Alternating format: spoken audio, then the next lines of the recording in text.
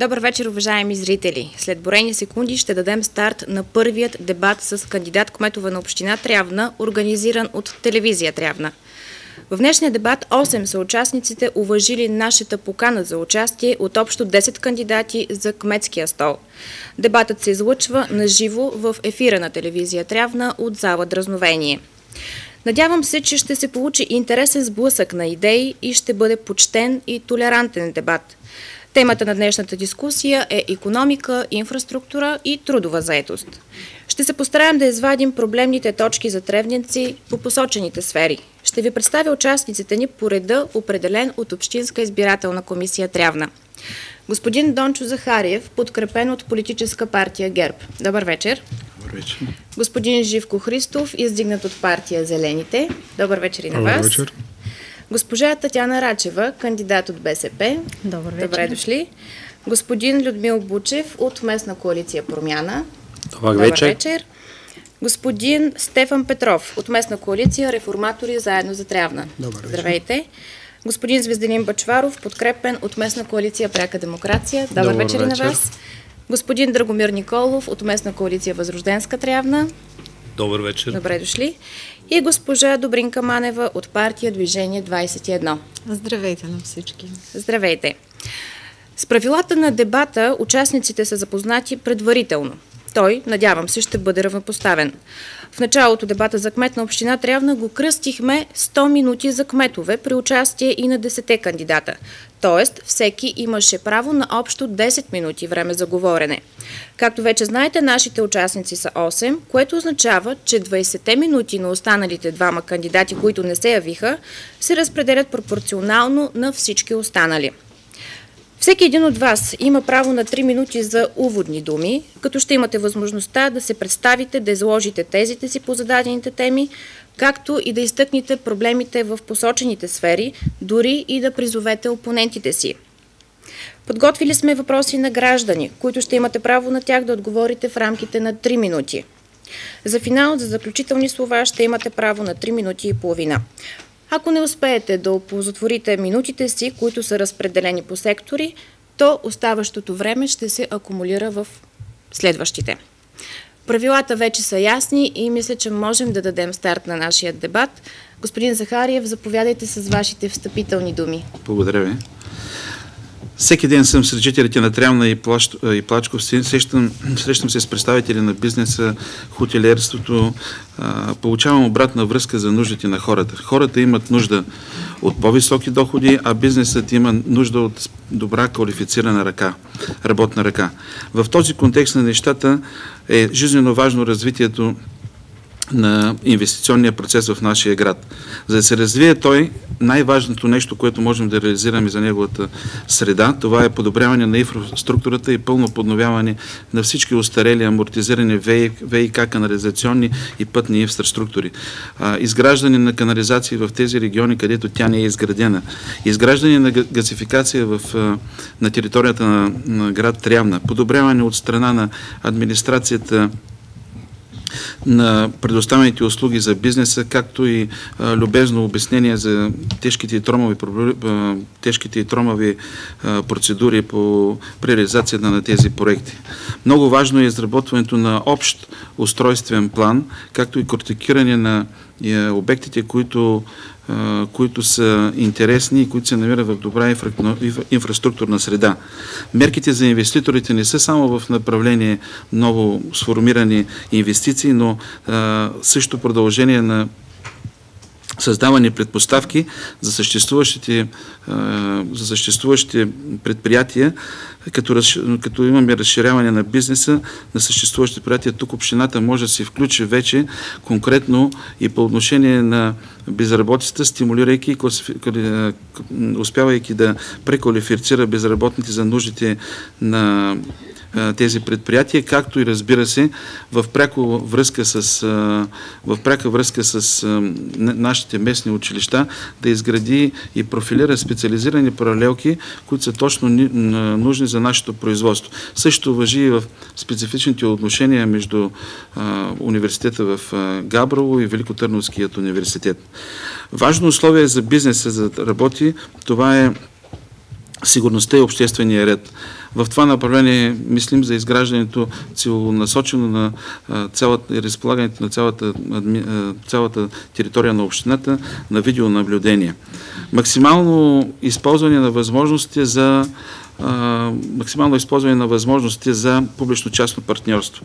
Ефективен контрол върху сивата икономика. Помощ на туризма във връзка с изграждането на паркинги, организация на движение, развиване на нов модел на туристически пакет, в който да бъдат включени всички заинтересовани в този процес. Това са читалища, музеи, както и на местната гимназия по художествена гимназия, подобряване състоянието на базата на болницата и медицинския център, закупуване на нова апаратура за нейните нужди. Много важно е развиването и на бизнеса относно големите площи, които ние имаме, във връзка с групите между Държавен фонд земеделие и служители на община Трявна, да се реализира възможност за екоземеделие и екофермерство на частните селени. Благодаря ви много, времето ви свърши. Господин Христов, думата е ваша. Благодаря ти, Пламена. Важно е в началото да направим едно уточнение. Господин Захарев също го направи. Тези три подтеми са здраво свързани една с друга. Без инфраструктура нямаме икономика, без икономика нямаме работни места. Второто нещо е, че общината не създава бизнес. Общината създава благоприятни условия за развитие на този бизнес. И третото нещо е, че въпреки, че общината е един от най-големите работодатели тук, смятам, че качествените работни места, тези с добро заплащане и възможност за развитие, ги създава бизнеса. Ще обърна повече внимание на инфраструктурата, защото смятам, че тя е основа за другите две неща и с нея пряко можем да влияем върху подобряването на живота на хората. Няма да говоря обаче за пътища и за улици, защото смятам, че тяхното добро състояние е задължение на всеки един кмет. Искам да акцентирам върху няколко други проблема, които смятам, че са важни за хората от общината. На първо място това са водохранилищата на селата. През летния сезон в селата имаме проблем с питейната вода, не достига. В някои села има и режим на водоподаването. Това се случва навсякъде. Може би най-изявено е на Престой, на Кисиците и на Черновръх, където има най-голяма концентрация на местно население и най-много къщи за гости. Решението според мен е да се проектират и изградят нови каптажи, които да са съобразени с потребностите на местното население и на бизнеса. Второто нещо. Все повече автомобили в кварталите и все повече автомобили в центъра на града. Проблемите там са няколко. Първо, затруднено движение, второ, затруднено паркиране, а през зимата и затруднено снегопочистване, което смятам, че може да се разреши, като обособим нови места за паркиране, както в кварталите, така и в центъра и най-важното разрешим проблема с паркирането в празничните дни и в пазарния ден, когато настава малка лудница в нашия град. И третото, според мен най-важно нещо, градския компостер. Компостирането, за тези, които не знаят, е онзи процес, при който биоразградимите отпадъци се превръщат в обогатител за почвата или най-общо казано на второ. Какъв е проблема? От тази година всички отпадъци на общината се возят на 40 км до регионалното депо край Габрово. Там, освен допълнителните разходи, които правим за гориво, ще трябва да плащаме и около 60 лева такси за депониране и сепариране. Какво е решението? Според мен трябва да въведем нова система, в която разделяме боклука, биоразградимия отпадък да остава тук и да се кара в бъдещия градски компостер. Смятам, че това е обект от стратегическо значение за развитие на общината, защото решава проблем на всички хора в общината за следващите 25 години. Ще ни струва толкова, колкото Благодаря ви, времето ви приключи, просто се получи техническа грешка и таймерът не е верен. Да завърша, може ли? Ами, оставете си думите за по-нататък.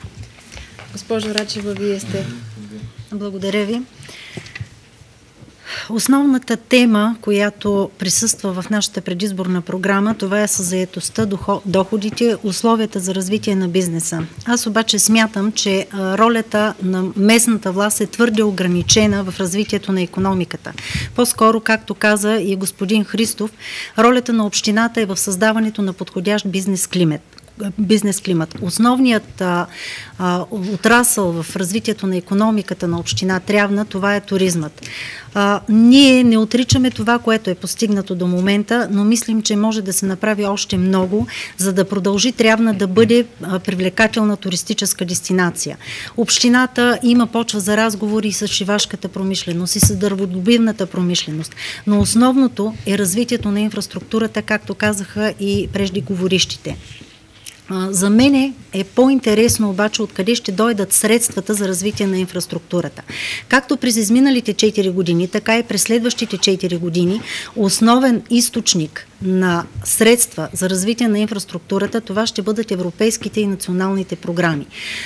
Европейските програми през следващия програмен период 2014-2020 година, възможностите на община Трявна като община от селски тип са изключително ограничени, по мое мнение, тъй като ние ще можем да кандидатстваме изключително само по програмата за развитие на селските райони. Нямаме право да кандидатстваме по програмата за региони в растеж. Там все още не е излязла наредбата в селската програма, не са ясни мерките, напълно ясни мерките и лимитите. Националните програми са другият инструмент, с който общината ще успее да привлича средства за развитието на инфраструктурата. Разбира се, ще бъдат залагани и средства от местни приходи. Надяваме се в следващия период, в следващите 4 години и държавата да увеличава средствата, които превежда за развитието на инфраструктурата, които да бъдат залагани в капиталовата програма. По отношение на трудовата заетост, мисля, че ролята на общината тук е твърде ограничена. През последните години безработицата в община Трявна значително спадна, но това не означава нищо, тъй като доходите са сравнително ниски и липсва възможност за кариерно развитие. Това е основната причина младите хора да напускат общината. Завършихте ли? Да. Благодаря ви. Господин Бучев, вашата позиция за влизане в надпреварата. Добър вечер на всички тревненци, добър вечер на всички плачковчани. Много се надявам, че всъщност казвам и здравейте на всички вас, които ще успеете да гледате дебата, да го проследите по-късно в Фейсбук страницата на телевизия Трявна. Ние от Коалиция Промяна, между другото, специално държим и искаме да стигнем чрез нашите послания и до тези хора, които нямат възможност да гледат в момента или които за наше и за тяхно съжаление не са тук, дали в България, дали в чужбина. Така че на тях също казвам здравейте.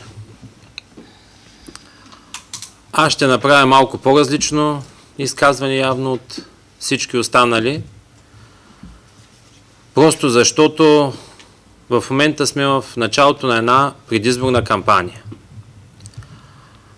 Последните, може би 5-6 дена или да кажем последната една седмица, има хора, които са ме питали защо ние не правим някакво пишно откриване, защо не правим някакво ефектно стартиране на предизборната си кампания.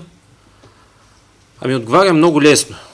Ние не правим такова, тъй като нашата предизборна кампания стартира в деня на балотажа на местните избори 2011 година.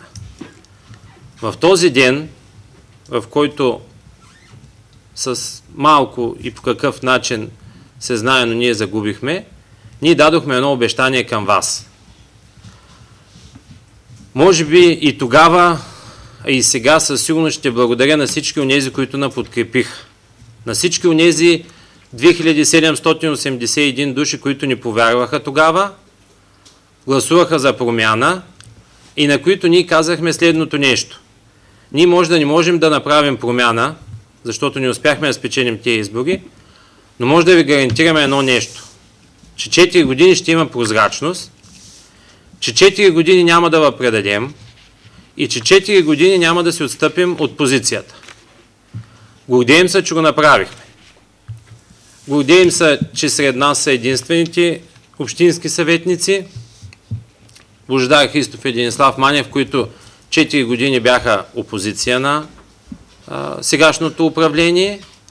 И затова можем много спокойно да кажем и на всички онези, които не подкрепиха преди 4 години, че е трябвало да го направят тогава и ще имат възможност да го направят сега. Аз съм човек с история и в икономиката на града, и в политиката на града, гордея се и с двете неща. Мисля, че нееднократно сме обяснявали как може да се помогне на икономика, как може да се помогне за инфраструктура. И отговор е един много прост и ясен. Чрез активен диалог с фирмите в този град. Чрез отиване при тях, чрез питане и чрез разбиране какви са техните проблеми. Благодаря ви. И аз ви благодаря. Господин Стефан Петров, вашите идеи, тези, споделете ги. Добър вечер на всички в студиото. Добър вечер още един път и на зрителите на телевизия Трявна. Темата, която ще дебатираме, е една от най-важните. Тя е свързана с помитъка и стандарта на живот на хората в община Трявна. Трите нейни подтеми, както беше казано, са свързани и зависещи една от друга. За да говорим за икономика, трябва да се направят някои анализи. Анализи на структурата на икономиката в момента и на условията за развитие на икономика. Знаете, в момента най-развитите отрасли са металообработване, шивашка промишленост, туризъм, дървообработване, строителство и някои по-малко засегнати.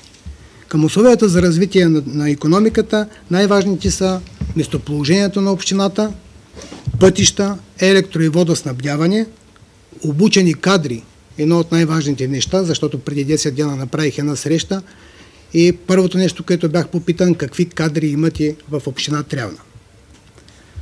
И разбира се, природните дадености, които са свързани с туризма. Знаете, че община Трявна има 3 достъпа до нея. Това е пътя за Габрово, Дряново и за Вънеща вода. На един от тях беше направен прекрасен ремонт и този достъп стана много удобен.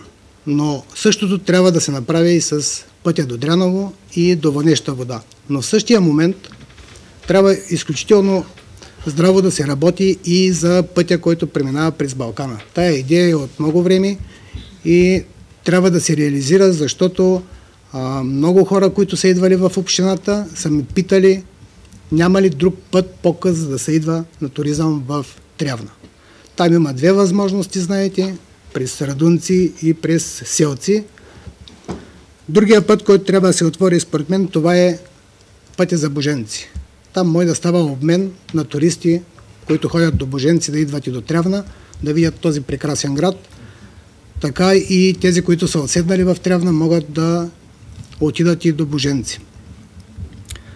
Много важно е електроснабдяването на общината. Трябва да се водят разговори, защото по малки населени места всички знаем, че качеството на електроенергията, параметрите са много лоши. Там много хора не могат да получат качествена електроенергия и това е огромен проблем за къщите за гости, които са там. Следващия важно условие, това е изготвянето на регистър за специалистите, което споменах преди малко. И имам намерение да работя за сплотяване на бизнеса по браншове. Нещо изключително важно. Говорих с хора, които идваха тук, бизнесмени, и казаха, че са го реализирали в техните общини и това просто е прекрасно. И последното, което ще спомена, това е рекламата. Знаете, че това ми е специалност, трябва постоянна и дори на моменти агресивна реклама на цяла община Трявна. Към условията спадат и други неща, като изготвянето на общ устройствен план, който разбира се в момента се изготвя, предстои да бъде приет. На базата на него ще реализираме бизнес паркове или бизнес парк и бизнес център. Благодаря ви, времето приключи. Господин Бъчваров, изложете вашите идеи тези. Добър вечер и от мен, уважаеми зрител. Добър вечер уважаеми кандидат-кметове. За хората, които не ме познават, искам да ви се представя с няколко думи, тъй като аз съм нов за политическия живот в град Трявна. Казвам се Звезделин Христов Бъчваров, роден съм в град Трявна, живея в град Трявна. Средното си образование съм завършил в нашето толкова красиво и хубаво училище Петко Рачев Славейков, след което продължих обучението си, бях приет и кандидатствах в град Пловдив. Там аз получих след дипломното си образование магистърска степен дентален лекар. Имах възможност да продължа квалификацията си в Англия. Там специализирах в областта на ортодонтията. От една голяма компания ми беше предложена работа с доста добро заплащане. Аз отказах поради факта, че съм човек родолюбец.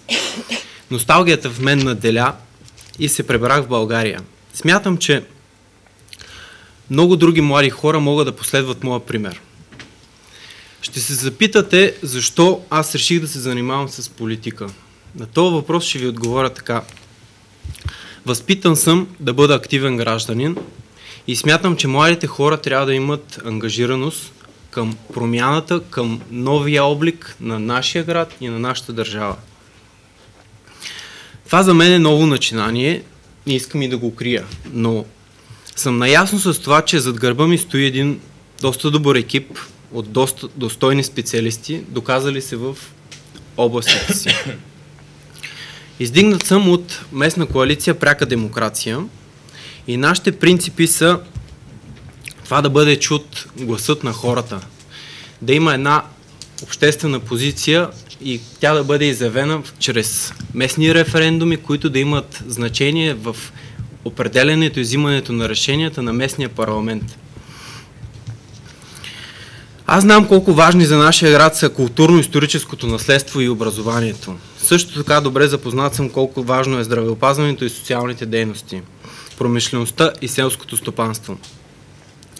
И аз виждам в себе си кмет, който ще осъществи тази взаимовръзка между звената. Нека, скъпи хора, да разбудим гражданското общество, за да можем заедно да вървим напред. Благодаря ви. Благодаря ви много. Господин Николов, имате думата, заповядайте. Благодаря. Уважаеми кандидат-кметови, госпожи кандидат-кметови, уважаеми съграждани, преди всичко искам да ви благодаря за доверието, което ме оказвате 8 години. Благодарение на него работихме много и постигнахме видими резултати. Не случайно темата е с 3 компонента: инфраструктура, икономика, безработица. Но няма как да не припомним какво постигнахме. Техническа инфраструктура. Изградена градска пречиствателна станция за отпадни води, изградена регионална система за отпадъци, в която система е включен регионален компостер, където ние можем да караме отпадъците, за които говори господин Христов. Изградена общинска пътна мрежа, 3 милиона и 500 хиляди, почти до всяко населено място. Имаше населени места, където нямаха изобщо общинска пътна мрежа. Мога да ги кажа и тях: Раевци, Драндари, Даевци. Успяхме да изградим улици, изключително важни за различните сектори. Улица Панорама, туристическия бранш, многопрофилната болница, един голям квартал, улица Бреза, улица 8 март, улица Петър Генчев. Свързахме моста, който дълги години стоя несвързан с централна градска част. Всичко това подобри облика на града и даде възможност много по-пряко и много по-лесно да се влиза до централна градска част и до кварталите Асеневци, квартал 134. Образователна инфраструктура. Влезнахме във всяка детска градина, ЦДГ Светлина, детска ясла, ЦДГ Калина, СОО Славейков, с енергийна ефективност, с подмяна на покривни конструкции. Разбира се, спортната инфраструктура. Една от най-важните, тъй като всеки един лев, който е вложен на спорта, е 3 пъти по-малко вложен в медицината. Спортен комплекс Травна, спортен комплекс Плачковци, спортни площадки квартал Светушка, площадките в СО Оперя Славейков. Социална инфраструктура. Там, където нееднократно съм казвал, че ние сме длъжници, като нация, съответно като общество. Успяхме да изградим център за възрастни с увреждания, след това да го надстроим, асансьор към дома за стари хора, вертикална инфраструктура, общинско предприятие за социално хранене. Успяхме, разбира се, в тези години да работим по 2 важни документа за всяка една община. Това е общия устройствен план и общинския план за развитие 2014-2020 година.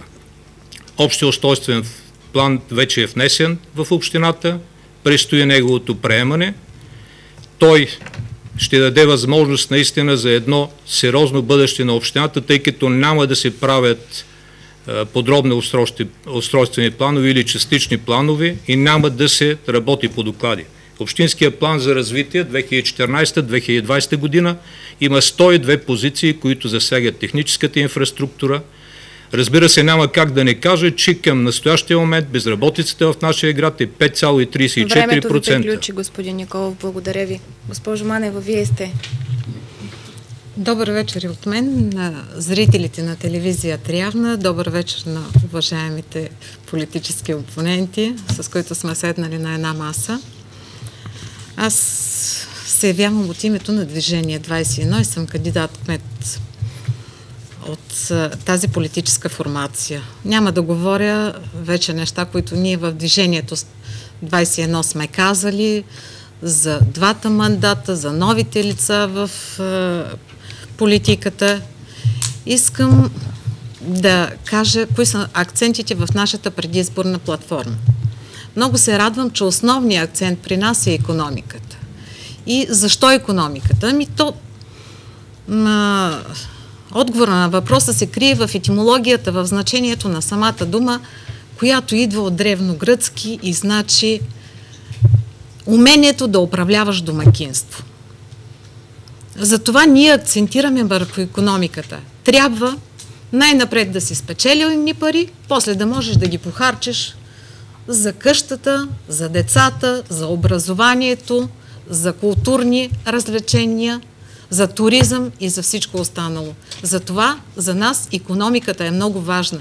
Ние искаме да покажем на предприемчивите хора в този град, хората, които имат идеи, че имаме отношение към тях, че стоим за тях и ако влезем в общината, искаме да ги подпомогнем по няколко начина, разбира се, които са във възможностите на общината.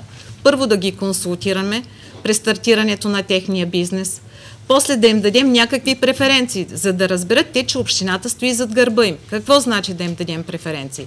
За мен това значи, примерно, първите 3 години да ги освободим от местните налози, за да могат те да се развиват по-ефективно, по-лесно. След това искаме да дадем възможност на хора да създадат малки ферми за биологично чисти продукти, да създадат ферми за животни. Също бихме могли да стимулираме и изграждането и да попитаме тревници как виждат един пазар и къде виждат този пазар за производителите на тази селско-стопанска продукция, защото в момента аз смятам, че ние имаме големи проблеми с мястото, на което се намира този пазар и той пречи на транспорта, който минава през Украйна в понеделничен ден, знаете какво е. Хубаво би било проектите, които бяха разработени и бяха освоени, малко по по-смислен начин да бяха влезли в икономиката. Примерно, като решим, ще се прехвърля много рязко, като благоустроим паркинга пред болницата, където трябва да се премахнат всички дупки, да подпомогнем достъпа на един голям квартал, какъвто е Светушката, до болницата, като реконструираме и реновираме улица Лясков дял, Бих могла да говоря още много, но в течение Благодаря ви, на дебата, времето изтече. Да, ще уточним неща. Благодаря на всички участници в дебата. Очертахте проблемите в общината, изложихте вашите тези по посочените проблеми и теми. Вероятно това състезание и всички останали дебати ще изиграят важна роля за това кой от вас ще заеме кметският пост след 25 октомври. Преминаваме в следващите 3 минути, в които вие ще имате възможността да зададете вашите въпроси към опонентите, отново пак по този ред, по който започнахме и дебата. Всеки ще има възможността да отговори на всички зададени въпроси, разбира се, ако се умеете да разграфите времето си правилно. Господин Захариев, започва да текат вашите 3 минути, реплики, може да започнете и с въпрос към някой от вашите опоненти. Заповядайте. Аз имам един въпрос към господин Николов. Господин Николов, ако осъществите третия мандат, не дай си Боже, в смисъла на това, че аз съм ваш конкурент, нищо лично, разбира се, ще проверите ли до допитване тип референдум, както мисля, че трябваше да бъде правилно и по-рано, и в тая връзка останаха много съмнения относно реализираните проекти, не толкова за тяхната незаконосъобразност, колкото за тяхната нецелесъобразност. Към господин Звезделин Бъчваров, който познавам от много време, исках да попитам, няма ли да оставиш своята хубава професия за сметка на развитието на другото поприще? Смятам, че ти си млад човек и трябва да се развиваш като добър специалист. Не, просто изказвам лично мнение, извинявай за което. Правилно, да, разбира се. Това е, което исках към моите колеги да се обърна на първо време. Нямам друго за сега. Коментари да имате по уводните думи на някои от опонентите си? Всичко, което реализираме, съвпада с общата тема, която ние всички едностранно представяме. Така че благодаря никой ви нещо много. По-различно не е казал, да. Благодаря ви. Ще ви помоля вие да си запишете въпросите. Ще имате възможността да отговорите, когато ви дойде редът. Господин Христов, вие сте. Аз ще започна от там, където свърших преди малко. Понеже господин Николов каза, че на регионалното депо има изграден компостер. Аз съм наясно с това нещо, но това не променя проблема, който имаме. Всъщност регионалното депо се явява проблем за нас, защото заради него ще трябва да повишим такса битови отпадъци за хората. Градския компостер би ни решил този проблем, защото няма да плащаме такса сепариране и депониране и няма да имаме допълнителни разходи за голяма част от буклука, който идва от домакинствата. Затова казах, че е стратегически обект и смятам, че трябва да се направи тук, защото вместо да вдигаме такса битови отпадъци, ще ни позволи да я намалим както за домакинствата, така и за бизнеса. Не е въпрос, просто коментар към това, което каза господин Николов. Благодаря. Благодаря. А имате ли въпроси? Не. Добре, благодаря ви. Госпожо Рачева. Аз искам да благодаря на всички участници, защото така или иначе в тезите, които нашите опоненти на практика в момента засегнаха, се показаха всички аспекти на развитие на въпросите, които са тема на тази вечершния дебат, и това е икономиката, инфраструктурата и трудовата заетост. Аз имам един такъв въпрос. Как, госпожо Манева, ще постигнете това освобождаване от местните налози, тъй като на мен, така докато бях в екипа на общината, ми беше слабост да работя по този въпрос, тъй като е известно на всички, че там има несъбираемост и трябва да се работи в тази посока. Аз по-скоро си мисля, че може да се работи в посока намаляване до някаква степен, но напълно освобождаване в никакъв случай.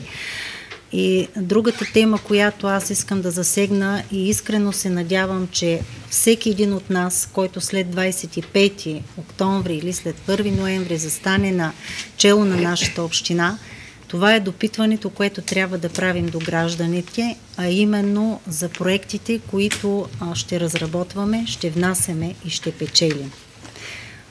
Тъй като пак казвам, че тези проекти трябва да имат конкретен потребител и да удовлетворяват нуждите поне на определена група от хора. Приключихте? Да, благодаря. Благодаря ви.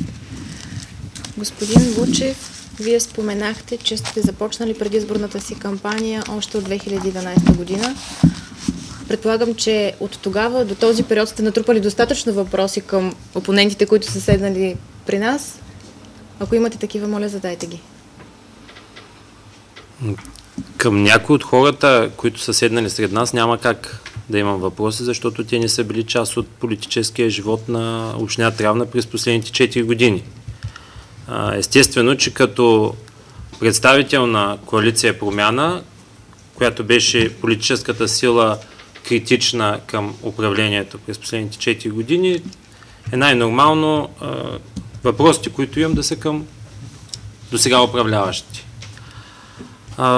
Съвсем набързо ще изкоментирам, че да, процента на безработицата в Трявна е нисък, но това се дължи на един много елементарен факт. Просто хората, които остават без работа, си хващат багажа и заминават на някъде и просто не се регистрират. Ако някой даде справка за броя на заетите лица в община Трявна, нещата ще са съвсем други.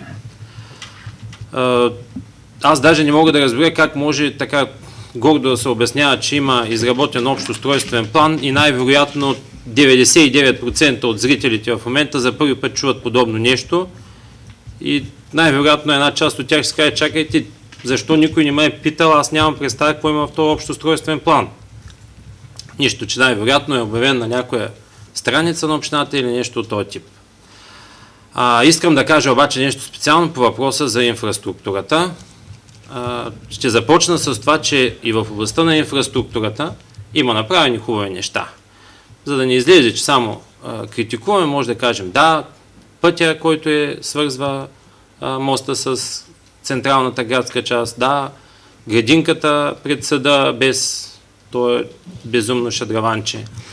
Но аз по много нагледен начин искам да покажа нещо, което според мен е еманация на това, което се случва в общината по време на управлението на господин Николов. И специално съм донесъл нещо, което съм убеден, че може би 100% от тревници ще видят за първи път.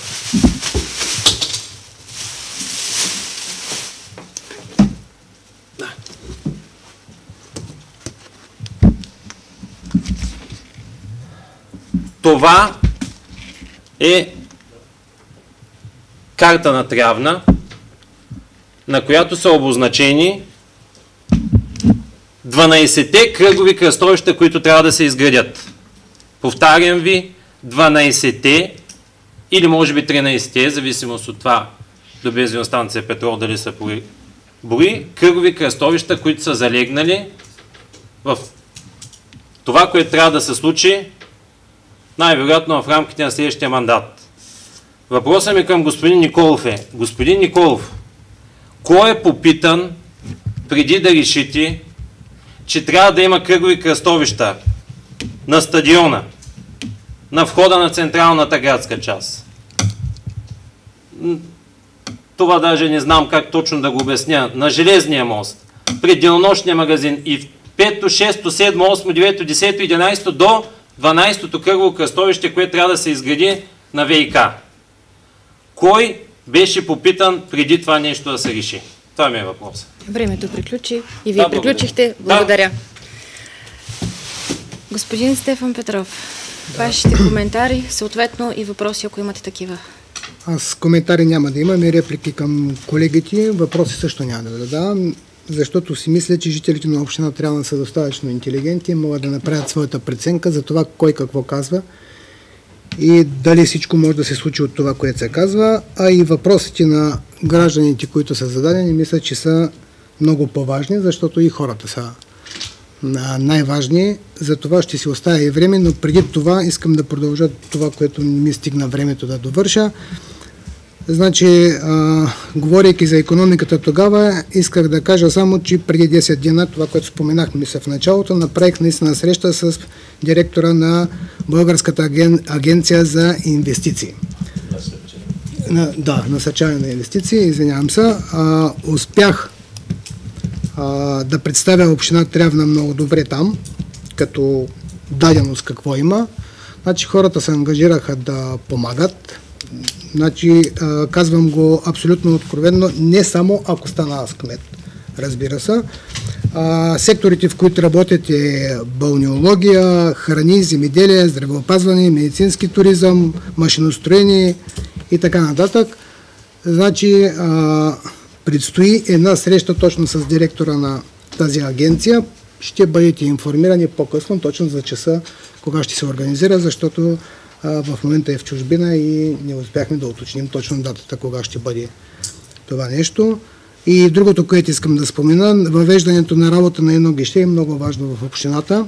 До колкото съм запознат, има такива наченки, има направено по това нещо. И другото, второто, което е много важно, искам да кажа, че ще реализираме един приемен ден на специалисти от общината, от общинската администрация, които да консултират граждани по въпроси, свързани с работата и дейността на община Трявна. Който има някакъв въпрос, мога да дам такъв пример, иска да се извади примерно скица, къде трябва да отиде, какво трябва да направи, колко му струва, или другото, което отваря бизнес, какви разрешителни и допустими документи трябва да се направят за участие в проекти на отделни лица, когато не може да се отговори, да бъдат препратени там, където трябва за допълнителна консултация.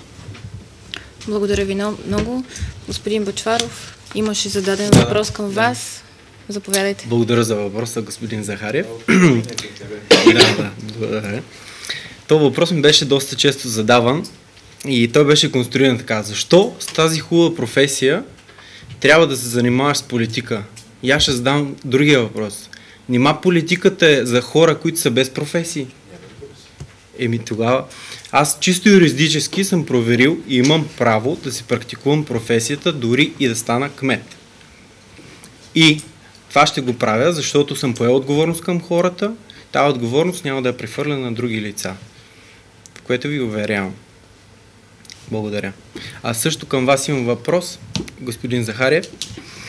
Мислите ли, че тези всички неща, които вие ги казахте, са в компетенцията и в правомощията на кмета? Не смятате ли, че повечето от нещата се решават в общински съвет, защото той е законодателната власт? А господин Захариев, вие вероятно сте кандидат за кмет, не за общински съветник, т.е. вие сте част от изпълнителната власт. Благодаря ви. Коментари други нямате, да разбирам? Не. Добре, господин Николов, вие сте, доста въпроси бяха зададени към вас. Нормално да бъдат зададени към мен въпросите. Първо на господин Захариев за прозрачността на проектите. Първо, всеки един проект, след като се разработи и се кандидатства по определение насоки, минава през Общинския съвет. Кмета никога не може да кандидатства сам с един проект. Така че всички проекти първо имат санкциите на двата общински съвети. И 2007, и 2011, и 2015 година. Ролята на общинската администрация в прозрачността е доказана нееднократно. Не случайно аз съм бил в екипа за разработване на закона за референдумите или за пряката демокрация. Само че все още то не е работен, защото 50 плюс 1% трябва да се гласували от хората, които са гласували на предходни избори. Заради това той не е работен. Заради това ние като работна група сме настояли да се отиде на 20-25%, както е в Швейцария. Две от заключителните срещи на форума, който прави Болканасис с швейцарската агенция, бяха в Трявна именно точно по тая причина, защото Трявна е една от най-прозрачните общини и тук можете да го видите, мога да ви го предам, за да го погледнете с зелената част, е точно тия общини, които са най-прозрачни в България. А съответно с другия зелено по-темен и оранжев и червен вече отива към другата граница.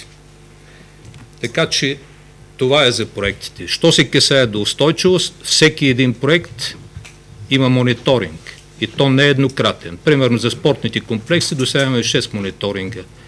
И господин Христов, и госпожа Рачева, и господин Петров са запознати, тъй като са били в тази устойчивост се доказва по този начин, чрез тия мониторинги.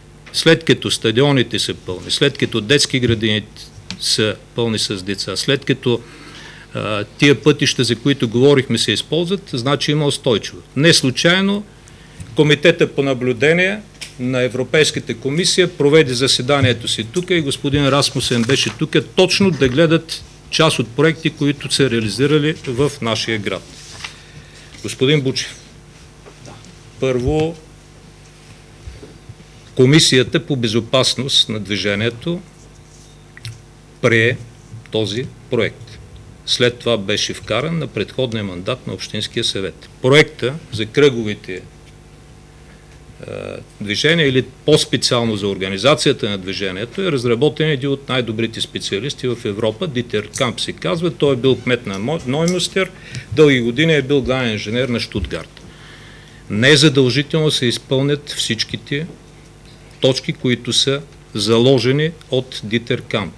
И там, където казвате, че има кръгови, погледнете по-добре проекта, да видите, че те не са кръгови там до стадиона, а е заложено един правоъгълник, за да може да убива скоростта. Абсолютно не е вярно. Аз ви казвам, в ляво подхода, който е по-стара планина, е точно по този начин заложен. Така че Благодаря. Това е отговора за Времето приключи. Благодаря ви.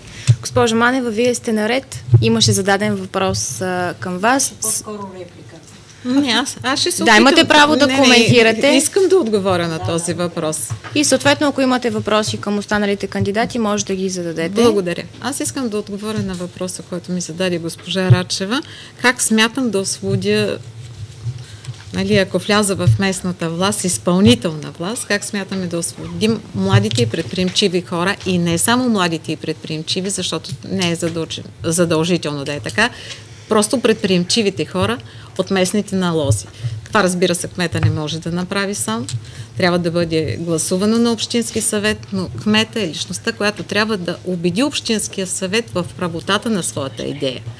И аз смятам, че ние трябва да покажем на хората, които искат да създават работни места в този град, че общината стои зад гърба им. Да търсим тяхното доверие. И, примерно, имаше някои положителни практики, които напоследък вече не се предлагат от общинската администрация. Едно от тях е издаването на актуално състояние на фирмите. Проверила съм, вече общината по-рано предлагаше това нещо и това в известен смисъл затруднява бизнеса в града ни. И другото, което е, смятам, че в областта на... Вече продължавам от там, където бях свършила преди, че в областта на трудовата заетост трябва има остра нужда от квалифицирана работна ръка. И безработицата в Трявна, както казаха вече хората преди мене, е толкова ниска, нали? Защото безработните ги няма и не са регистрирани тук. Но няма квалифицирани специалисти. Нашата фирма, фирмата, в която аз работя, търси да назначи в момента, има нужда от хора. Няма квалифицирана работна ръка. Познавам дърводелски фирми и хора от този бранш, които търсят да назначат квалифицирана работна ръка. Пазара на труда не го предлага. Значи аз виждам ролята на общината в такъв аспект. Ние имаме едно прекрасно училище, Националната гимназия за приложни изкуства, в която по-рано имаше такава паралелка с професионална насоченост. Паралелка, която да захрани традиционен бизнес за Трявна. Дървопреработването, но тя вече не работи.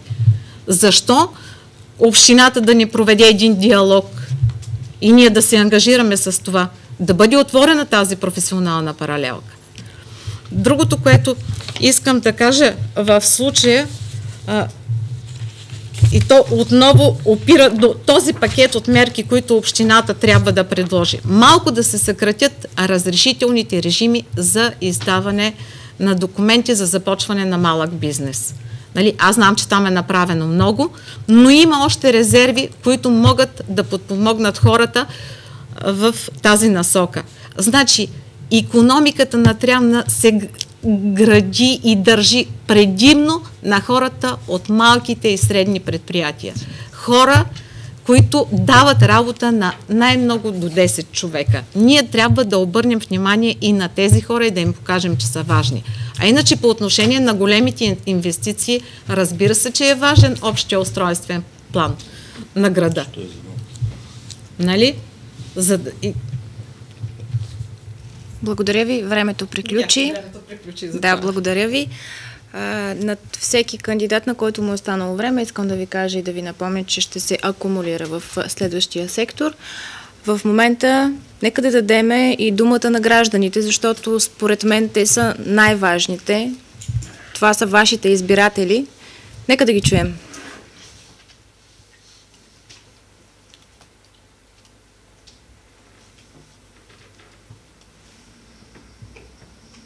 Бих питал всички кметови какво биха направили, освен за това, че сме туристически град, и за икономиката на града. С какво гражданите на град Трявна имат възможност да се издържат, да работят, и това е може би най-важният въпрос за гражданите на Трявна. Трявна се обезлюдя, останахме от 14 000, може би за сега сме 5-6 000. Ликвидираха Авраам Стоянов, натъпкаха жените в мазити да работят и да яде на обяд сухия комат на улицата. Докато има тук стол, баня, апретура, плетачница, нови машини, всичко отиде на скрап. Кой го разрешава това нещо? Били са провел референдум и да си изберем производителя, който да ни доставя ток, демек да си и да се освободим и да получаваме действително ток за общината чрез този референдум от най-евтиния АЕЦ Козлодуй. Ами като говорят за трудова заетост, да обяснят къде да работят хората, защото то няма един завод, вие го виждате сами, няма нужда да питате. А като инфраструктура не е само центъра на града. Минете в кварталите горе, квартал Светушка, вземете тук от горния квартал да видите улиците какви са. Няма тротуари, няма улици, няма нищо.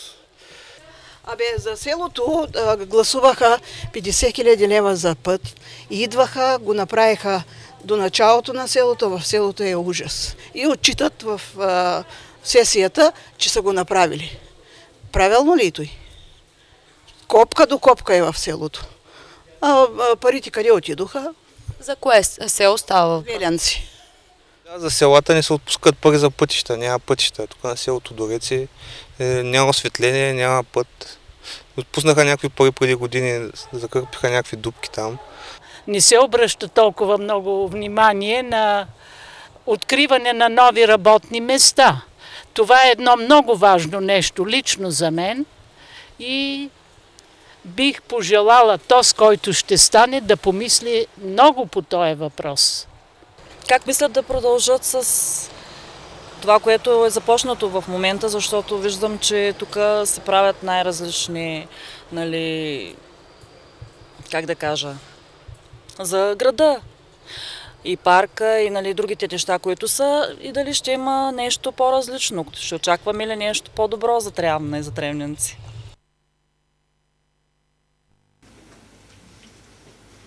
Чухме гражданите. Позволете ми сега да ви прочета и 3 въпроса на Николай Нанев, който ги зададе на нашата Фейсбук страница.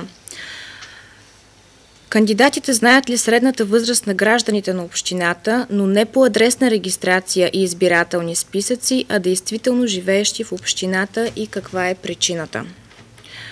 Вторият му въпрос е: каква е програмата им за развитие на общината през следващия мандат в икономически план и стратегия за повишаване стандарта на живот на гражданите? И последният, трети въпрос: смятате ли, че има картелно споразумение между фирмите и местния бизнес във всички сектори, и ако да, как бихте се борили за разбиване на тези картели? Виждате, въпросите на гражданите са свързани най-вече с безработицата, т.е. по нашата тема трудова заетост, и инфраструктурата, и най-вече уличките в селцата, както и в крайните квартали на град Трявна. Господин Дончо Захариев, започваме с вас. Имате право да отговорите на въпросите. Съответно, господин Бъчваров също ви отправи въпрос. Тук е мястото да отговорите на него. Заповядайте. Добре. Първо към... Имате по 3 минути. Да. Да, плюс акумулираните минути. Първо към господин Бъчваров. Разбира се, че всички решения, които е инициирал кмета и неговата администрация, минават като решение през Общинския съвет. Както видяхте в отчета и на господин Николов, всички постигнати проекти и реализирани са минали през Общински съвет. Голяма част от тези неща, които сме заложили, които споделих пред вас, разбира се, че трябва да бъдат осъществени чрез решение на Общинския съвет, но голяма част от тях също като тези, за които говорихме, за откриване на паралелки в училища, за динамиката в общинската администрация, за обмяната и помощта към бизнеса, са си чисто административни функции на местната власт и на кмета и неговата администрация. Средната възраст, не знам, може би е някъде около 50-60 години в Тревна, както виждам в настоящият момент. Картелно споразумение, тук няколко граждани ме срещат и подозират такова картелно споразумение във връзка с аптеките в момента и появяването на някакъв нов субект, който трябва да бъде в нашия град. И хората смятат, че те правят такова споразумение с цел да не допуснат тези по-евтини цени на лекарствата. Не мога да го коментирам като такова. Просто всеки защитава своя хляб, всеки издържа определен брой работници, определени съдби и семейства. А иначе това, което госпожата попита, нищо, което е изградено от администрацията на господин Николов, от предходният кмет господин Данаилов, всичко, което е направено, е добре дошло за нас. Всичкото, което е направено, а ние трябва да надграждаме. Ние няма какво да спорим за това какво е направено. Просто каквото правим, ще трябва да го награждаме. Въпросът е как да го награждаме. Сега, за производството на ток не съм толкова компетентен. Предполагаме голямата част от вас как може да доставя този по-евтин ток на общината. За Веленци, предполагам, че господин Николов повече ще даде като обяснение, но най-важното за разкриването на работните места и за инвестиционния цикъл, може би е тая бръмка, която най-малко досега е използвана, може би в нашата община, това е публично-частното партньорство. Тази разруха, която витае в Трявна, по-точно разрухата в Ланатекс, Лотос, може би, не мога да гарантирам, при едни разговори и при възможност, когато се отиде в необходимите специалисти или министерства, да се осъществи контакт с тези собственици и да се водят преговори по реализацията на това публично-частно партньорство с цел реализирането на инвестиция. Но дали това ще стане, това е чисто частна инициатива и дано да се получи, разбира се. В този момент публично-частно партньорство е много слабо засегнат в нашата община, а има голям потенциал.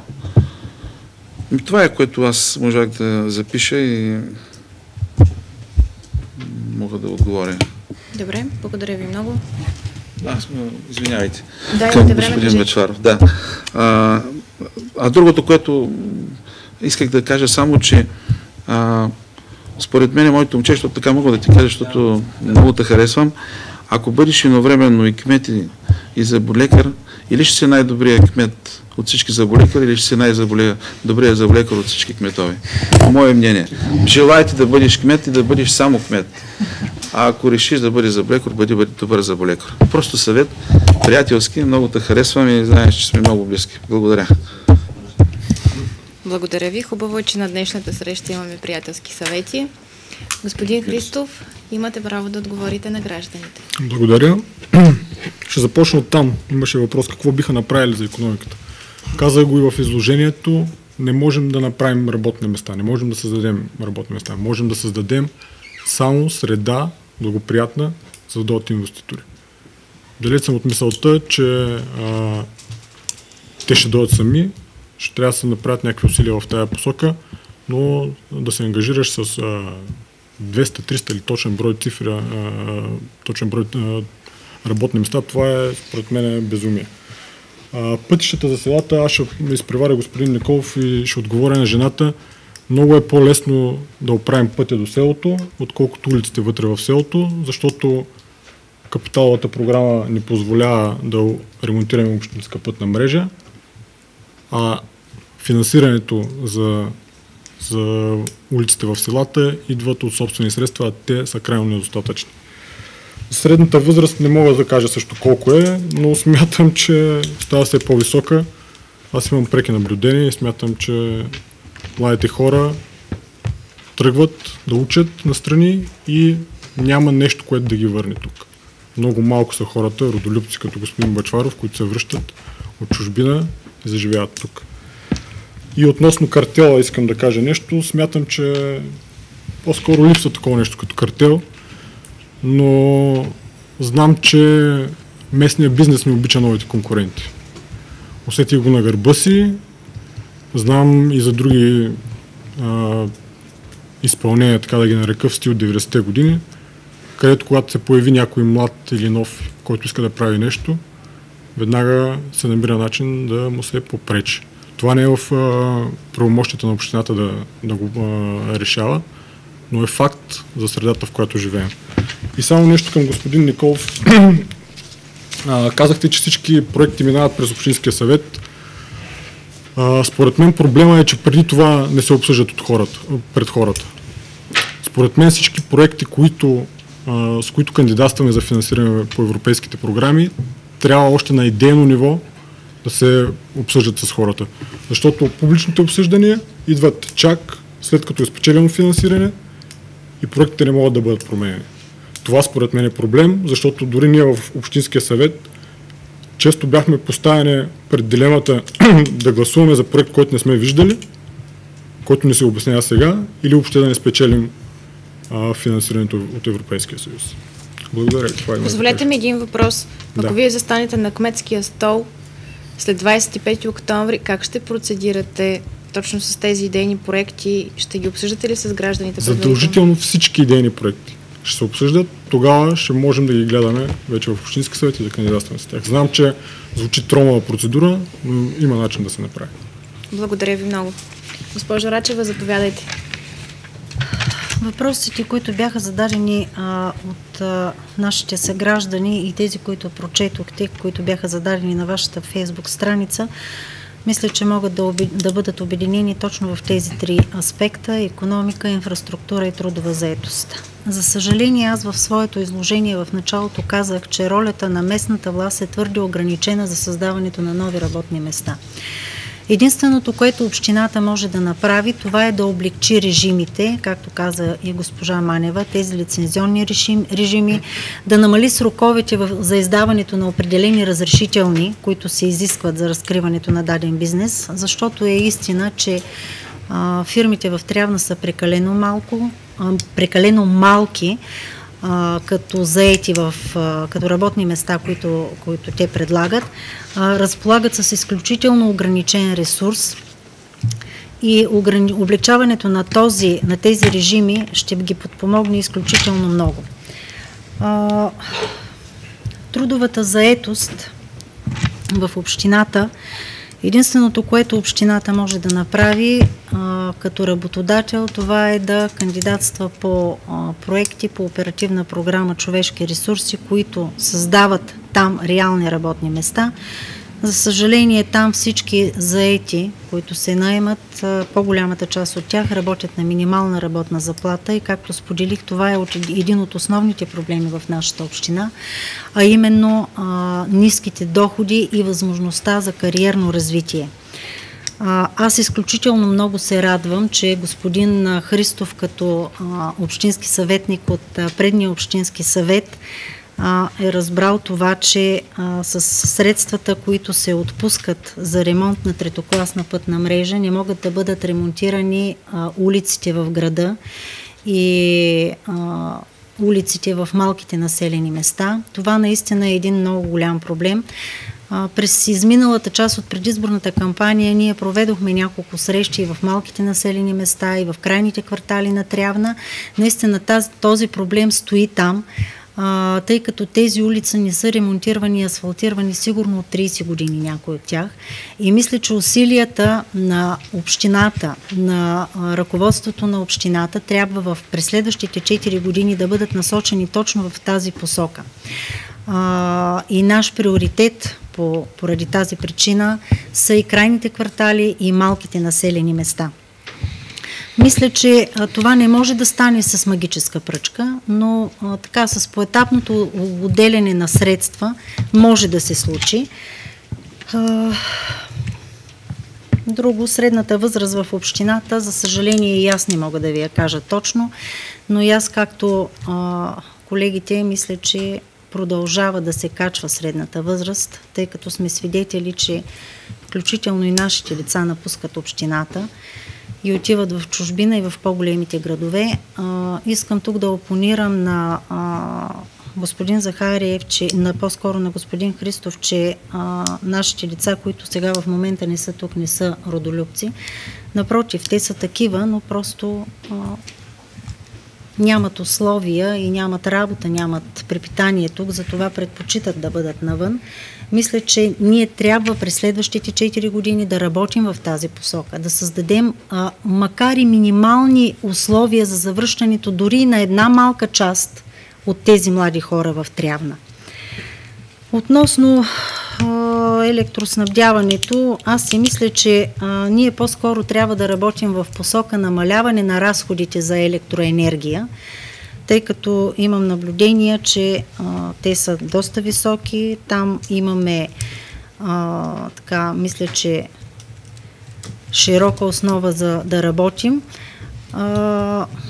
Подобряване на електрозахранването, което каза и господин Петров, в малките населени места, защото аз имах възможността да мина по този път за едно населено място, да бъде подобрено подаваното напрежение. Трябва да ви кажа, че ни костваше изключително много усилия, но не мисля, че е невъзможно. Напротив, трябва много усилено и настойчиво да работим с Енергопро, да направим контакт и връзка с тях. Мисля, че и сега в момента има такъв добър контакт и връзки осъществени с Енергопро. Работи се по този въпрос.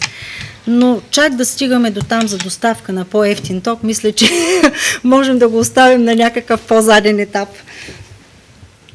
Завършихте ли? Да, благодаря. Искам да ви попитам, казахте, че може да се направи така, че поне малка част от младите хора да се върнат в Трявна. Всички ние ще се радваме наистина, ако това се случи. Според вас, как наистина може да се случи това? Проблема е в това, че това е един по-дълъг процес. Аз не мисля, че това може да се случи в следващите 4 години. Твърдо убедена съм, че това не може да се случи в следващите 4 години. В тези 4 години могат да бъдат поставени основите. Ние в нашата предизборна програма залагаме доста неща, които така са конкретни и биха накарали младите хора да се върнат, но основното е, пак казвам, да им създадем подходяща среда, за да могат те да развият свой собствен бизнес. Един от младите хора, с който аз говорих, така ми представи една много смела идея, създаването на така наречените кол-центрове, но аз мисля, че това е един на по-заден етап. На късен етап. Да. Благодаря ви много. Господин Бучев, думата е ваша. Благодаря за въпросите. Набързо ще се опитам да отговоря на част от въпросите на зрителите. Що се отнася до разрушените заводи, единственото, което искам да кажа на човека, който каза, че няма нито един завод, има един завод. Гордея се с факта, че съм бил ръководител в този завод. Благодаря на всички, с които съм работил там, защото това са едни страхотни специалисти и благодарение включително на тях успяхме да го съхраним. За доставка на ток искам само да кажа, че да, има определени възможности, които са свързани с, ако промишлено предприятие има над определена инсталирана мощност, там има такса пренос, цена на тока. С удоволствие на зрители ще обясня за какво става въпрос. Ще дам малко по-различен отговор на въпроса за средната възраст на хората, които живеят в Трявна. Всъщност това, което трябва да наболи, е каква е средната възраст на хората, които напускат Трявна. Защото средната възраст на хората, които напускат Трявна, със сигурност е под 30 години. Защото една огромна част от младите хора, които завършват, просто казват, чакам всеки момент да се дипломирам, за да завърша, за да се махна. И това може би е по-важното, отколкото колко е на тези, които са останали. Искам да направя една реплика на господин Захариев, който казва, че всичко, което е изградено от предното управление, ще се надгражда. Може да ви прозвучи малко крайно, господин Захариев, но аз няма да надградя този проект, който преди малко показах. Не всичко, което е направено от предното управление е хубаво. Мога да твърдя, че една голяма част от него е абсолютно несъгласувано с никого и не попитано никого. И затова нещо, което със сигурност няма да надградя, е начина на управление.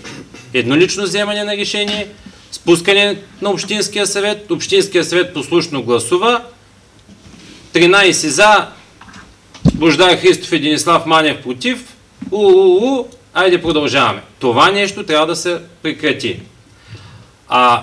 Имам, предполагам, възможност в момента да направя реплика. Аз не знам, господин Николов, на ушите си ли да вярвам или на очите си. Значи, аз съм си направил труда, дълго и трудно стигнахме до този проект, тъй като могат съвсем спокойно да кажа, че той се пази в някаква тайна. Това е някаква като секретна разработка. Стигнахме до протокол от 26 януари 2009 година, заседание проведено в 16:30 часа, където точка 8, предложение за приемане на проект за комуникационно-транспортна схема на град Трявна, пише вносител кметът на общината. Не пише някаква комисия. Има решение, което приема решението, проекта за комуникационната система и упълномощава кмета на общината да извърши необходимите действия и организира поетапното изпълнение на проекта. Аз тук също никъде не виждам никаква комисия. А що се отнася до това, има ли кръгови? Няма, пак ще ви го покажа. 12 кръгови. Не едно, не две, не 3, 12. Всеки, който иска, всеки зрител може да се обърне към нас и ние ще го запознаем с този проект. И ви казвам ясно и категорично, че едно от нещата, които ако аз стана кмет ще направя, е, че ще отменя това безумие. Еднолично? Не, да, еднолично. Да, абсолютно еднолично. Просто няма да го изпълня. Благодаря. Защото всичките са абсолютно гласувани. Благодаря ви много. И аз ви благодаря. Господин Стефан Петров, заповядайте и дайте своите отговори на гражданите. Благодаря. Значи по първия въпрос за икономиката, аз така и започнах нещата, може би с отговор на този въпрос точно, че за да говорим за икономика трябва да се правят наистина много анализи върху структурата и върху условията за развитие на икономиката. Най-важното само ще спомена отново, това е, че трябва да се работи за сплотяване на бизнеса по браншови и за открит и постоянен диалог, за да има наистина добра икономика в община Трявна. По въпроса за референдума за тока мога да кажа само едно, че директно от НЕК не може да се закупува електроенергия, има и преносна мрежа, която да води за по-ниско напрежение, така че това нещо не може да се случи. За работата, която е извършена до сега, до някъде ще се съглася и с господин Бучев и с господин Захариев. Наистина има и хубави неща, положителни. Те могат да бъдат надграждани. Няма да коментирам дали са повече или по-малко. Не мисля да влизам в такава полемика, но хубавите неща наистина ще бъдат надграждани и продължени, които са започнати. Както преди малко споменах, за общото устройствен план, който не е приет по никакъв начин, ще бъде обявяван за приемане сега. Скоро, по всяка вероятност, след влизането в мандат на новия кмет. Не мога да кажа точно кога, но той не е приет все още. Значи работата по кварталите, мисля, че трябва да бъде приоритет на ръководството на община Трявна. Започвайки от инфраструктура и много други проблеми, по-малки, понеже до сега съм бил кмет на по-малък град с много квартали така. Наистина ръководството и до сега на Плачковци и на община Трявна сме длъжници на кварталите и това вече е дошло време да бъде променено. Парите за пътищата, госпожа Татяна Рачева мисля, че беше много изчерпателна от републиканския бюджет, точно на определени места, където могат да се дадат улички и улици в градовете не могат да се правят. За възрастовата граница, като гледам, може би съм единствения, който си направил труда да прави такива изчисления. Говоря за кметството до сега, където съм бил кмет, 43 години е средната възраст. Без да съм изчерпателен, защото може да има хора, които не са напуснали. Нали, така казаха, че трябва да са тия, които са напуснали, да отпаднат. Просто 43 годишна е средната възраст. За картелното споразумение ще спомена само, че това нещо изключително трудно се доказва. Може и да има някакви договорки, но мисля, че няма какво да го коментираме него в момента. Трябва доста наблюдения, за да се установи наистина, че го има. И си позволя да репликирам госпожа Рачева, защото имам такъв опит в последните 8 години. Значи 3 фирми дойдоха в Плачковци, които искаха да развиват някакъв бизнес там. Трябваше да отидат да им бъде предоставен терен в друго предприятие, което е спряло да работи. По една или друга причина не се случиха нещата, но това се разчу и да знаете, че се разчу до всички млади хора и на средна възраст, които са и по чужбина, и в пръснати по България от Плачковци, и получих изключително много обаждания. Ако започне да работи, ако заплатите, сега това мисля, че не е важно, за да ги върнем, ако са между 700 и 1000 лева, така ми заявиха най-малко 10 на 11 човека, са готови да се върнат по родните си места. Аз не съм твърдяла нищо. Не, защото казвахте, че просто процесът е много дълъг, но мисля си понякога, че може да се случи по-бързо, както ви давам примера в момента. Това мисля, че отговорих на въпроса. Накратко само, ако може да ми кажете в рамките на 10 секунди, как бихте направили така, че да сплотите бизнеса по браншове? Разговори. С разговори. Значи, събираме ги, разговори, техните проблеми, където можем да помогнем, ние помагаме. Ако не можем, поне няма да пречим. Добре, благодаря ви много. Времето изтече. Господин Бъчваров, заповядайте. Да, благодаря. Първо, може да отговоря на господин Захариев? Да, разбира се, времето е ваше. Да, ние малко се захванаме. И нямате проблеми. Един добър пример относно това дали могат да се съчетават нещата е кмета на град Дряново, не знам дали го познавате, но той е доктор, хирург, упражнява професията си, също така и оперира. И добър пример за това дали той добре управлява, според мен лично, повечето от вас сте ходили на стадиона в Царева Левада, мисля, че изглежда може би доста по-добре от нашия стадион, но това са лични мои наблюдения. Като футболист мога да го твърдя, че бивш футболист мога да твърдя, че наистина добре изглежда стадиона на Царева Левада. Да. Само, че си изкуства. Да. Относно паркинга, техния паркинг изглежда доста по-добре от нашия, тъй като нашия е разположен върху една улица, доста голяма улица. Това е нашия паркинг на нашия стадион. Относно икономиката, искам да отговоря така, че с механизмите на добра комуникация може да се постигнат доста неща.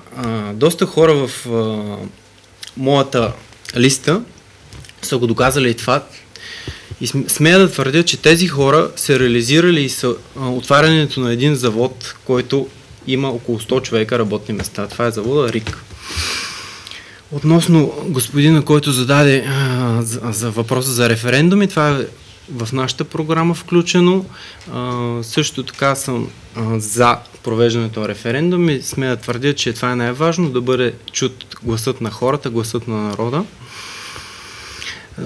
Относно инфраструктурата и за въпроса за тия 50 000 лева възложени върху този път, смея да твърдя, че е много слаб контрол върху изпълнението на общинските поръчки. Много е слабо качеството на изпълнението на преасфалтирането на четвъртокласната пътна мрежа.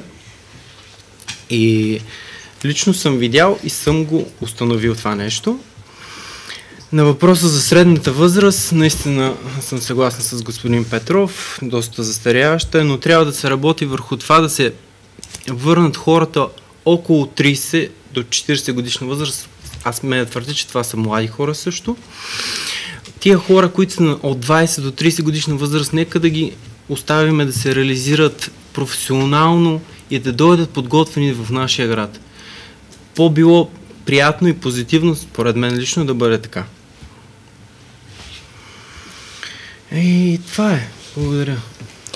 Добре, и аз ви благодаря. Може би в тази тема относно средната възраст, не смятате ли, че трябва да се стимулира раждаемостта по някакъв начин, за да не се достигне до тотален спад на средната възраст? И съответно, ако вие станете кмет, какъв ще бъде вашият подход към евентуално такова стимулиране?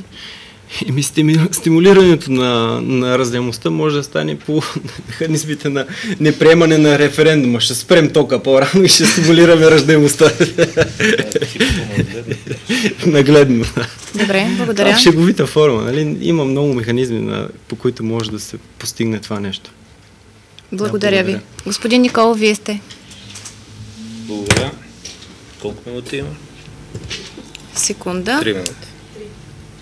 За да бъдат на многото въпроси по-кратко да отговарям. Икономиката, първо, трябва да погледнем и от другата страна на икономиката. Господин Бъчваров сподели за РИК. Ще ви дам един пример. В година на най-тежка криза те вложиха около 3 милиона да внесат 10 американски машини с цифрово програмно управление. Друга фирма, която работи за Льофлер, има трето разширение и търсят терен 6000 квадратни метра, за да строят на зелено. Трема вече отиде към 650 човека. Миналия ден бях в Плачковци, няма да казвам фирмите, в една от шивашките фирми. Можете да отидете и погледнете с какви съвременни условия работи. Бушнаков, пример, също в Плачковци. Така че има и добри примери. Младите хора, и аз съм излизал от града си, важното и след това се върнат с по-големи умения и с знания. Но във всяка една листа аз съм проследил, има млади хора, включително в моя. Тереза Коларова е на 20 няколко години. И Марианна, и Нина, и Тошко, и Михаела. Така че има и хора, които милеят за град, да си остават в града си. Кварталите. Не случайно списъка, който съм дал на Общинския съвет и вие сте присъствали нееднократно при обсъждане на бюджета, са засегнати кварталите и улиците. В заключителните си думи ще кажа кои улици и квартали са засегнати. С детски площадки, с зони за отдих, с улици, с всичко необходимо за подобряване на инфраструктурата. Туристически атракции, село Веленци. Пътят, който тръгва, е от 3-ти клас път. Беше подменена изцяло настилката, реконструкция беше направена на настилката, която е по-важна. Вие скоро сте ходили там, ще видали, че до входа, където е детския санаториум, е направено и оттам в другата част е извършено асфалтирането. Селото Дореци, за съжаление не знам на времето, защо не е включено към общинска пътна мрежа. Сега работим да го включим. Откриване на нови работни места, чрез подобряване на инфраструктурата, чрез диалог, чрез тази наредба, която ние приехме, Общинския съвет прие за насърчаване на инвестициите, диалога и с Агенцията за насърчаване на инвестициите. Аз нееднократно съм идвал тук, но все пак диалога трябва да бъде между местната власт и държавата. Държавата помага на местната власт, защото малко са общинските терени, които можем да предложим. Включително и тия 6000 квадратни метра ние ги нямаме като собственост. Средната възраст беше казано около 40 години. Енергията, ще му обясня на господин Нанев, тъй като го познавам, знам по какъв начин, но е много тежка и тромава процедура. За радост имаме и добър диалог с Енергопро. Ще продължим да работим в тази посока за подобряване качеството, тъй като е много ниско напрежението в определени квартали. Публични обсъждания, 2 минути останаха, всички и общи устройствен план и плана за развитие са минали през публични обсъждания. Всички проекти са залегнати и в двата плана. Госпожо Манева, думата е ваша, заповядайте. Благодаря ви. Благодаря на всички граждани, които си зададах въпросите с мисъл за мястото, където живеят. Искат да подпомогнат бъдещата общинска администрация с насоките, в които тя трябва да осъществи своето управление. Конкретно на въпросите. Искам да започна с въпроса за средната възраст на жителите на град Трявна. Аз си направих труда да проверя последното преброяване на жителите на град Трявна. Община Трявна има приблизително 12 600 души население и за мен бяха важни децата 1399. Най-стряскащата цифра в това са децата от 14 до 18 години. 286. Това може да бъде проверено и за мен това е повод за сериозен размисъл на бъдещата общинска администрация. Може и от кмета. Нали? За икономическата програма аз вече казах, може би достатъчно за икономическите акценти, които слага Движение 21 в своята предизборна програма. Безспорно инфраструктурата е изключително важна и особено пътищата към селата, защото и днеска имах разговори, аз също си говоря с хората в града, особено към селата, които в събота и неделя се оживяват много и хората си ходят на вилата, на родната къща и искат да имат едно спокойно и удобно пътуване до там. Много са селата, които имат нужда да бъде подобрен достъпа до тях. Картелните споразумения между фирмите. Аз не знам как може да се влияе на картелните споразумения между фирмите, но и не съм чувала да има такива споразумения, за разлика от господин Захариев. Да. Затова не мога да отговоря на този въпрос. Но само мога да кажа, че голяма част от фирмите, както каза господин Христов, не обичат нови конкуренти, но не обичат и нови кметове. Общинските... Нещо, което искам да кажа в областта на икономиката и пропуснах, че общината по отношение на подпомагане на икономиката може да преразгледа своя жилищен фонд и да отдели общински жилища за квалифицирани млади специалисти в областта, в която тя смята, че трябва да подпомогне бизнеса. Това... Хубаво, че ги има. Нека да ги има. Даже има 2 свободни в момента.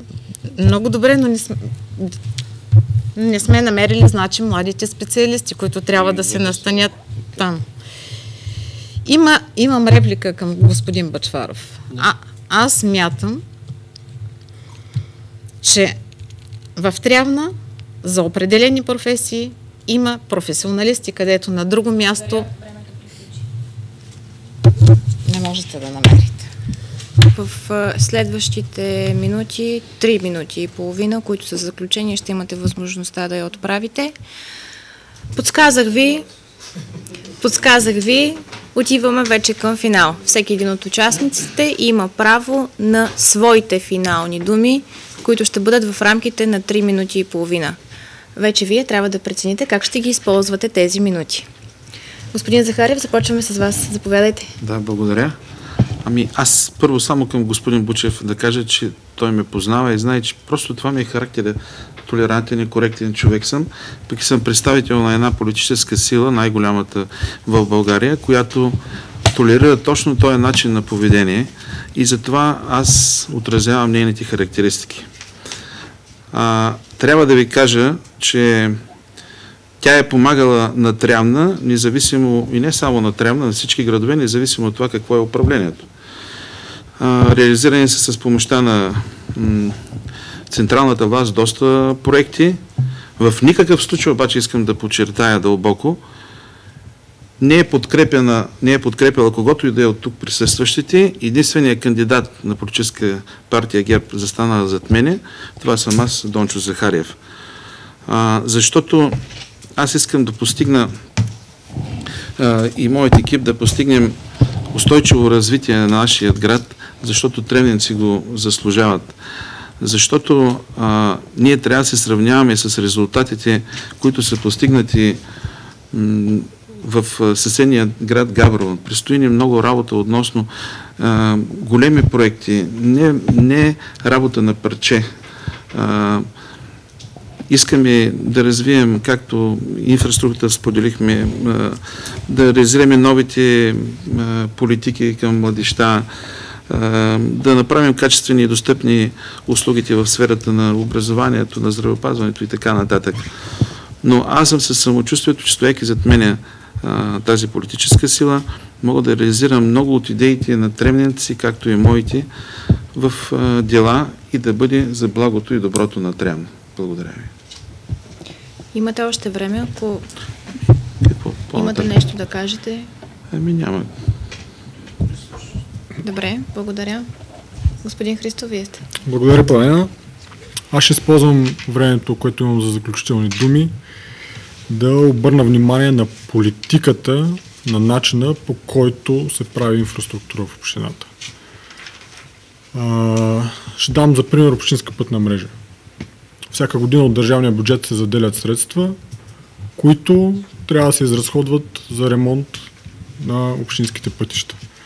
Принципът, по който те се разходват в момента, е най-общо казано по-малко навсякъде. Тази политика, разбира се, има своите предимства. За мен те са това, че се решават проблеми на много населени места, а те наистина са много в нашата община. Не се оставят населени места с пътища до тях, които не се ремонтират с години.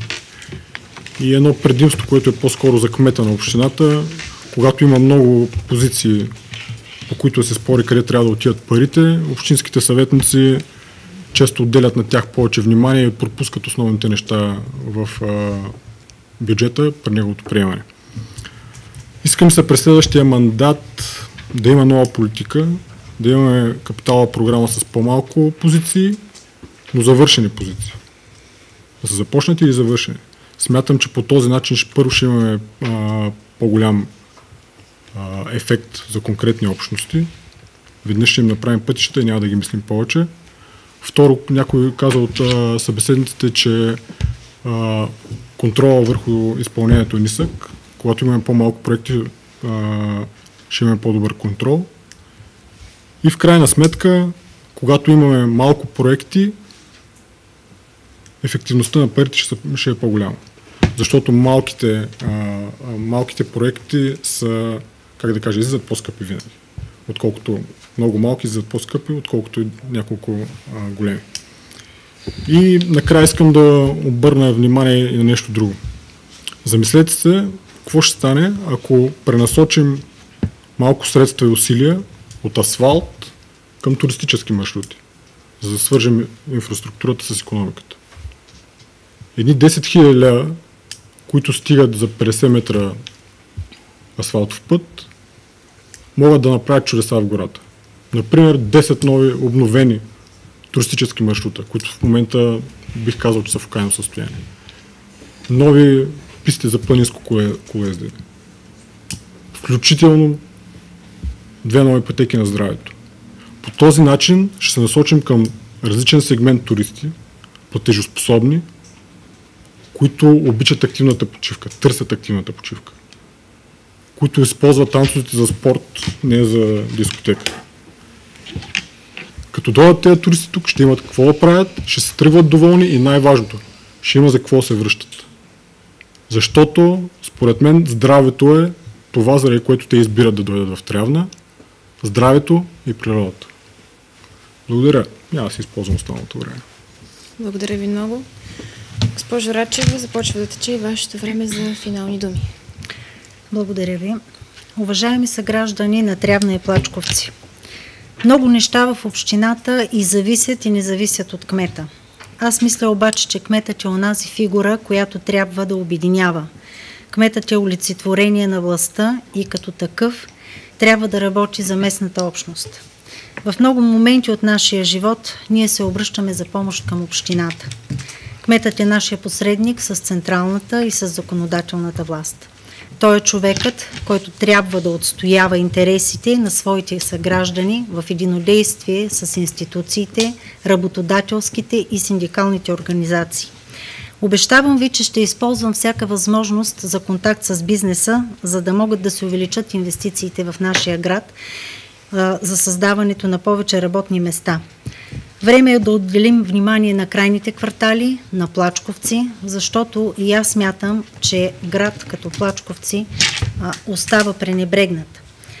Искам да споделя една идея с всички, които са тук и са кандидати за кметове, и мисля, че всеки един от тук присъстващите, който застане начело на общината, ще може да я реализира в следващите 4 години. Това е създаването на така наречените квартални съвети. В България вече има много добра такава практика. Тези квартални съвети се създават след приемането на наредба за тяхната работа от Общинския съвет и те изключително много подпомагат работата на кмета и на Общинският съвет.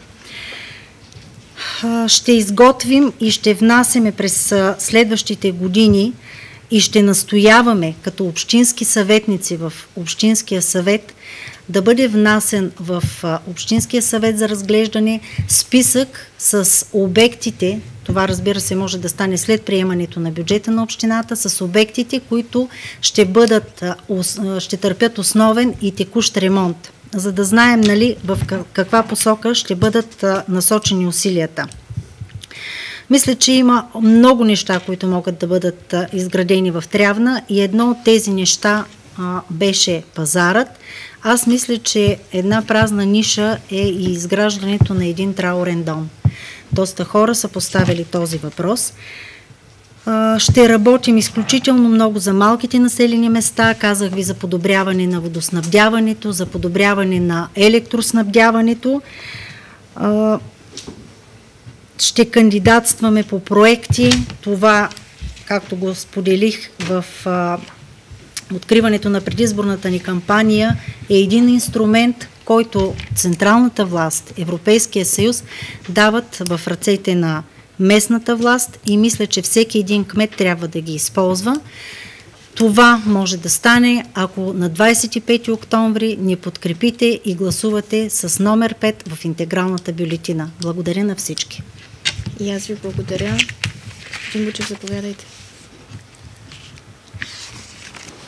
В заключителните си думи първо, понеже господин Захариев ма спомена и мене, както и други свои, надявам се, приятели в този дебат, репликата, която аз направих, беше по повод на думите, че всичко, което е направено от предното ръководство, ще се надгражда, и аз казах, че аз категорично заявявам, че не всичко. Има хубави неща, които се надграждат, нали, нещата, които аз лично не съм харесвал, нещата, с които сме се борили, няма как да се обърна към тревници и да кажа, аз 4 години съм се борил с нещо и сега ще го надграждам. Това означава просто да ги излъжа. От това с толерантността и коректността мога да кажа, Дончо, тук сме се докарали с тази толерантност, с тази коректност, до това, че ръководството на общината не пита тревници за нищо. Правят са, нали, проекти, гласуват са някакви неща, дават са 300 квадрата за съда, това, дават са някакви безумни предложения и, както се каза тук, просто се спуска това нещо в Общинския съвет, общинските съветници го гласуват и нещата вървят напред. Айде стига с толкова толерантност и стига толкова коректност. Значи, аз няма как да съм толерантен и да съм коректен, при положение, че в началото на мандата на това управление най-младият общински съветник в този общински съвет, Денислав Манев, на 20 и няколко години, не му се даде възможност даже да е член, обикновен член на Комисията по младежки дейности, по младежка политика и спорт. Най-младият общински съветник. Каква толерантност, каква коректност? Сега, това, което се каза, че някои неща ще бъдат така свършени благодарение на помощ. Естествено, че който и да стане кмет, и аз да стана кмет, ще разчитам на съдействие на централна власт, ще разчитам на съдействие на депутати от региона, на всичките депутати от региона, казвам, защото нещата просто трябва да се случват без значение от политическата окраска. Това, което мога да кажа, че така малко шеговито предстои, дано по някакъв по-нормален начин да минат следващите 2 седмици и половина, защото аз лично имам познати, които са ми казвали, ох Боже, дано приключат тия избори, за да може нашите приятели да станат нормални хора, защото тук ги гледаме от 10-15 дена, не са на себе си. Всеки ще щъка насам-натам, хора, които не са се появявали никога на някакви места се появяват, интересуват се, ръчкат други. Нали, това е, как да го кажа, нали, нещо, което изкривява политическия пейзаж в Трявна. Аз имам един личен, как да го кажа, апел или молба пък от друга страна към всички тревненци. На плакатите отдолу всичките пишат: купуването и продаването на гласове е престъпление. Тъй като аз съм минал през една кампания, каквато беше предната, и като виждам какво се получава в началото на тая, трябва да ви кажа, че това явно ще е страшно мръсна кампания.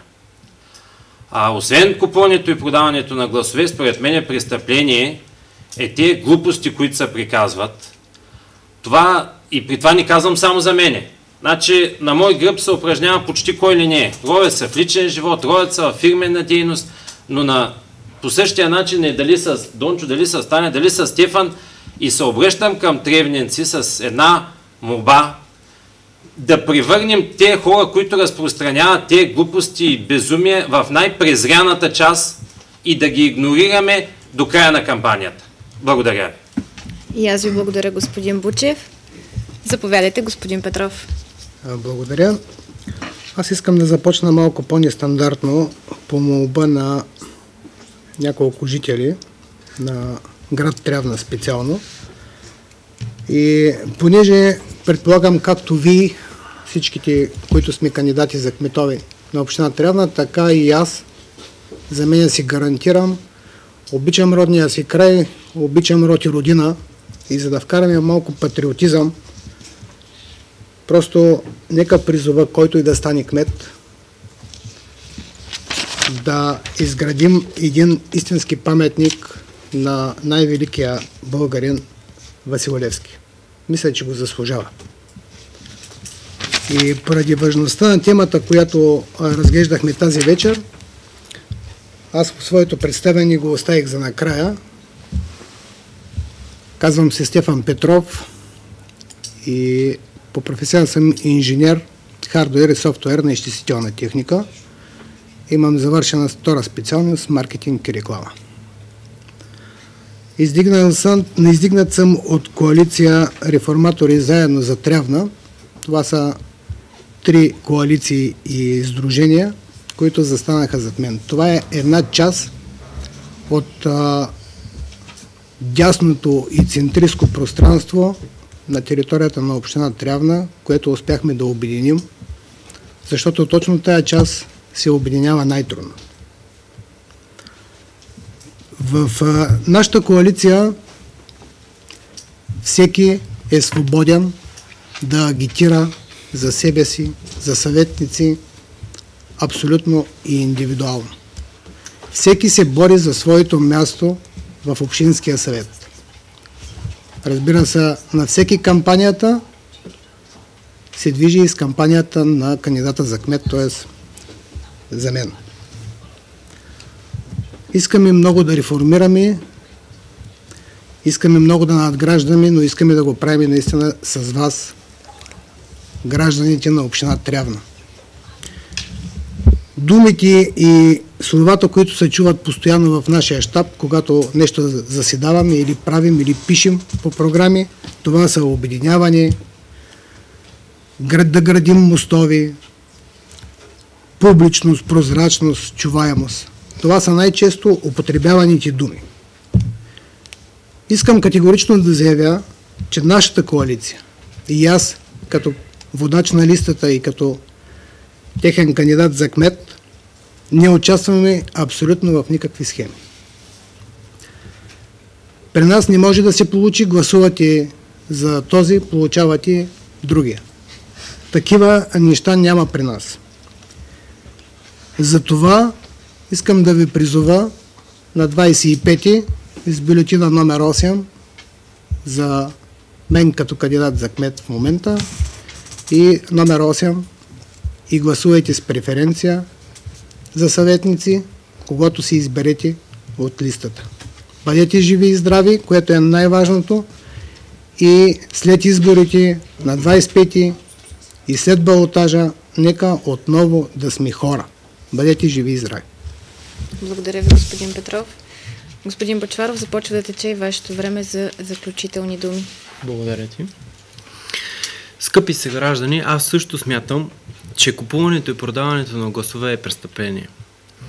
За мен политиката трябва да се води и печели по честен начин. Смятам, че всеки си има своята идентичност и не трябва трябва да я изрази без да продава душата си.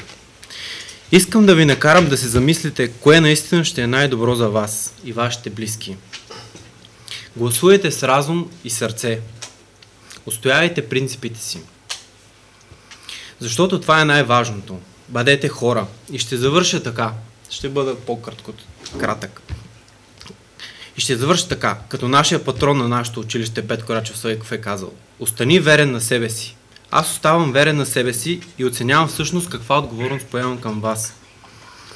Ще направя всичко възможно по силите си да станем град с възможности и много усмихнати хора. Това може да стане, като гласувате за нас бюлетина номер 11. Благодаря ви. И аз благодаря. Господин Николов, заповядайте. Благодаря. Първо, това, което обещах, за да не изреждам всички улици, ще кажа, че има разработен в момента 49 улици в Трявна, 9 в Плачковци, междублокови пространства, включително и паркинги във всички квартали на Трявна и на Плачковци, зона за отдих и спорт под кръста, около езерото, под хижата. Разбира се, едно от най-важните неща, успяхме да станем на 100% собственици на стария завод. След 8 години преговори, съдебни дела, най-накрая пак приключихме с преговори. Там една част от нещата, които бяха споделени, могат да бъдат реализирани и за отдих, и крайбрежна алея, и за майки с деца, и като търговски център, и като административен център, включително и разработения проект за социални контакти на възрастни хора, които имат нужда от допълнителна база. Това, което съм правил през тези 8 години, ако ми гласувате доверие, скъпи съграждани, ще продължа да го правя. Спомнете си какво представляваше тази зала Дръзновение.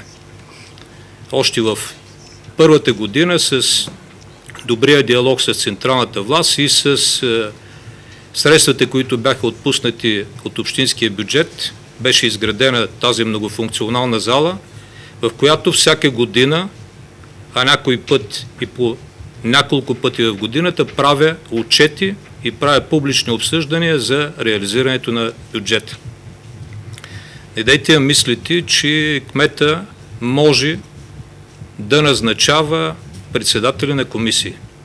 Кмета дори няма право на глас в Общинския съвет. Решението кой ще бъде председател на Общинския съвет, кой ще бъде председател на дадена комисия, го вземат 17-те общински съветника с своите гласувания. Скъпи съграждани, на 25-ти излезте и гласувате, защото вашия глас е важен. Гласувайте както говори вашия разум и вашето сърце. Разбира се, излезте да гласувате. Това, което тогава ще бъде, е, че ще има два избора. освен за местните власти, е референдум. Аз ви призовавам да гласувате с за на референдума или да може да има електронно гласуване.